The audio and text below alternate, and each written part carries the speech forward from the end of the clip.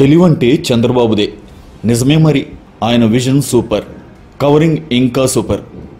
అవును, పోలవరం వెళ్ళి జగన్ను తిట్టడమే సరిపోయింది కానీ అసలు విషయాలు చెప్పలేదు.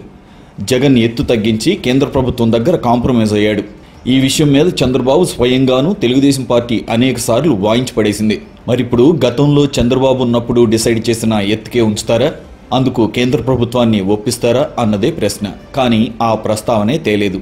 అసలే ఫుల్ మెజారిటీ వచ్చిన కొత్త ప్రభుత్వం కాబట్టి విలేకరులు కూడా నోరు మూసుకొని ఆయన చెప్పింది విని రాసుకున్నారు. మనసులో ఈ ప్రశ్న ఉన్నా అడగలేరు మరి. ఇక నిర్వాసితుల సమస్య మరోటి. నిర్వాసితులకు రీహాబిలిటేషన్ ఇప్పటికీ పూర్తి కాలేదు. వరదొచ్చినప్పుడల్లా వారి జీవితాలు గోదావరిలో నానాల్సిందే. కేంద్రం ఏదో బిచ్చమేసినట్లు కొంచెం మాత్రమే ఇచ్చింది. మహానుభావుడు జగన్ ఆ కొంచెం కూడా నిర్వాసితులకు ఖర్చు పెట్టకుండా డైవర్ట్ చేశాడు. మరి అసలు R&R మాది కాదు, మీ ఇష్టం వచ్చినట్లు ఎత్తి పెంచి వరద ముప్పు పెంచితే అందరికీ మేమెందుకు ఇస్తామని కేంద్రం అప్పుడు వాయించి పరేసింది.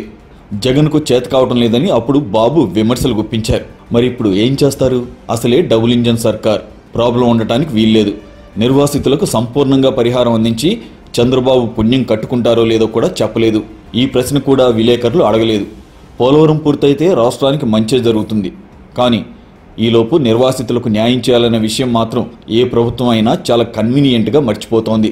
ప్రతిపక్షంలో ఉంటే ఆవేదన వెలిబుచ్చుతారు, అధికారంలోకి వచ్చాక వాయిదాలు వేస్తారు. తన మనసు పోలవరంపైనే అన్న చంద్రబాబు ఆ మనసులో కనీసం 10% అయినా నిర్వాసితులపై పెట్టాలని పాపం ముంపు బారిన పడ్డ మండలాల గిరిపుత్రులు కోరుకుంటున్నారు.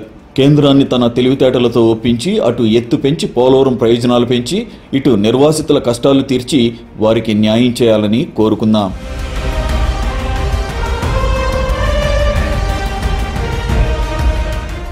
ఈ వీడియో గనక మీకు నచ్చినట్టయితే లైక్ చేయండి, షేర్ చేయండి, సబ్స్క్రైబ్ చేసుకోండి.